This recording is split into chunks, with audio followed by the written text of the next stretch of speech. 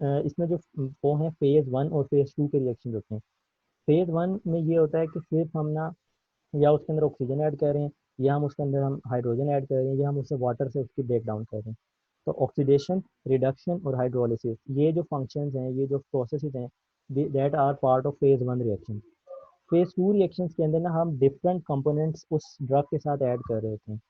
ٹھیک ہے، تو ہمارا مین پرپز ہم نے مائنڈ میں رکھنا ہے، یا تو ہم ڈرگ کو ایکٹیویٹ کر رہے ہیں، یا ہم ڈرگ کو ڈی ایکٹیویٹ کر رہے ہیں تاکہ وہ باڈی سے ایلیمینیٹ ہو جائے، ایکسکریٹ ہو جائے. ٹھیک ہے، تو یہ ایم سی کیوز آتے ہیں کہ آکسیڈیشن، ریڈکشن اور ہائیڈرولسس یہ پارٹ ہیں فیز 1 کے، اور جو کانجوگیشن ہے وہ پارٹ ہے فیز 2 ریئیکشن کا. اور اس کے اندر ایسیٹائلیشن ہے کہ ہم نے ڈرگ کے اندر ایسیٹائل گروپ ایڈ کر دیا ہے. گلائسین کانجوگیشن ہے کہ ہم نے ڈرگ میں گلائسین کا گروپ ایڈ کر دیا. گلوکوجورونیڈیٹ کانجوگیشن ہے کہ ہم نے گلوکوجورونک ایسڈ ایڈ کر دیا. تو جب بھی ہم کسی اسٹرکچر کو ایڈ کریں گے تو وہ کانجوگیشن ہے، وہ فیز 2 ریئیکشن کا پارٹ ہے. یہ ایم سی کیو کے حوالے سے امپورٹنٹ ہے. اور اگر ہم صرف آکسیڈیشن، ریڈکشن یا ہائیڈرولسس کہہ رہے ہیں تو وہ جو ہمارے پاس پارٹ ہے وہ ہمارے پاس فیز 1 ریئیکشن کا پارٹ. ٹھیک ہے، اوکے سر.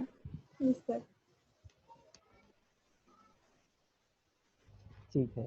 اب یہ ہمارے پاس فیز 1 فیز 2 کے آرگنس کون سے انوالو ہوتے ہیں. سب سے زیادہ جو بایو ٹرانسفارمیشن میں آرگن انوالو ہوتا ہے دیٹ از لیور. اس کے علاوہ کہاں کہاں ہو سکتی ہے؟ لنگس میں، کڈنیز میں، جی آئی میں، اسکن میں. ٹھیک ہے، انزائمس کون سے انوالو ہوتے ہیں؟ سب سے کامن جو انزائم انوالو ہوتا ہے وہ ہوتا ہے سائٹوکروم P450 لیور کے اندر. ٹھیک ہے، ایک اور چیز ہوتی ہے انزائم انڈکشن.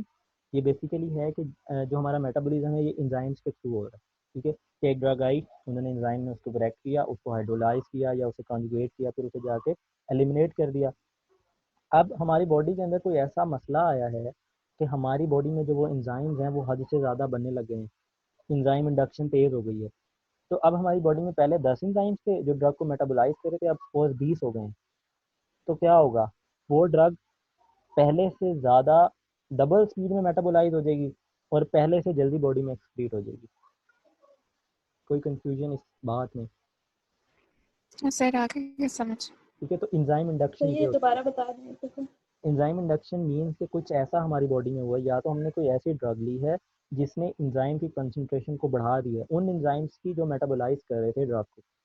تو جیسے ہی وہ انزائم کی انڈکشن ہوئی ہے کسی ڈرگ کی وجہ سے یا کسی بھی پیتھولوجی کی وجہ سے، تو جو ڈرگ ہماری باڈی میں پہلے سپوز 2 گھنٹے کے لیے رک رہی تھی، 2 گھنٹے فنکشن پرفارم کر رہی تھی، وہ 1 گھنٹے میں باڈی سے فارغ ہو جائے گی، باڈی سے باہر نکال دے گی.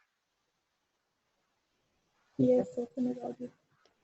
اب یہ ہمارے پاس ایک سمپل سی ڈائیگرام ہے کہ کوئی ڈرگ ہے، اس پہ فیز 1 ریئیکشنز ہوتے ہیں. فیز 1 کون سے ہیں؟ Oxidation, reduction, ہائیڈرولسس. اس کے بعد جو ہمارے پاس ڈرگ بنتی ہے اس کو میٹابولائٹ کہتے ہیں. میٹابولائٹ ڈرگ پھر فیز 2 ریئیکشن میں جاتی ہے، اس کے اندر اس کی کانجوگیشن ہوتی ہے، اس کی پولیرٹی کو انکریز کیا جاتا ہے، اس کو واٹر میں سولوبل بنایا جاتا ہے. تو وہ جیسے ہی واٹر میں سولوبل زیادہ ہوتی ہے اس کو ہم یورین کی فارم میں کڈنی کے تھرو ایکسکریٹ کر دیتے ہیں. کوئی کنفیوژن؟ سر